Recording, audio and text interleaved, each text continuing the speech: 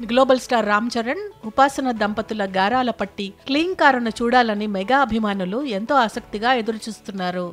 పాప పుట్టినప్పటి నుంచి ఆమె ముఖాన్ని ఇప్పటి వరకు బయట ప్రపంచానికి చూపించకపోవడంతో దీనిపై అనేక ఊహాగానాలు వినిపించాయి. దీంతో అసలు కారణాన్ని ఉపాసన తాజాగా ఓ కార్యక్రమంలో బయటపట్టారు. తాము ఎందుకు ఈ నిర్ణయం తీసుకున్నామో వివరిస్తూ ఆమె చేసిన వ్యాఖ్యలు ఇప్పుడు సోషల్ మీడియాలో వైరల్ అవుతున్నాయి.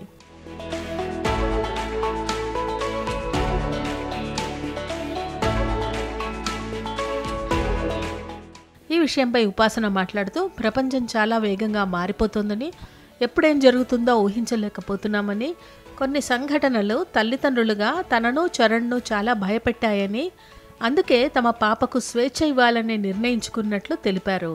ఎయిర్పోర్ట్కు వెళ్ళినప్పుడు కూడా పాప ముఖానికి మాస్క్ వేయడం తమకు పెద్ద పనే అయినా అది అవసరమని భావిస్తున్నట్లు ఆమె తెలిపారు. మేం చేస్తున్నది సరైన పనా కాదా అన్నది మాకు తెలియదు, కానీ పాప ముఖాన్ని దాస్తున్న విషయంలో మాత్రం తను తన భర్త చరణ్ సంతోషంగానే ఉన్నామని, ఇప్పట్లో అయితే క్లీన్ కారా ముఖాన్ని చూపించాలని అనుకోవడం లేదని ఉపాసన స్పష్టం చేశారు.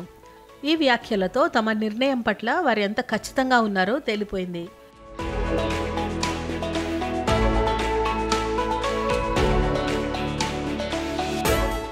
రామ్ చరణ్ ఉపాసనకు 2012లో వివాహం కాగా పెళ్లైన 11 ఏళ్ల తర్వాత 2023 జూన్ 20న క్లీన్ కారా జన్మించింది.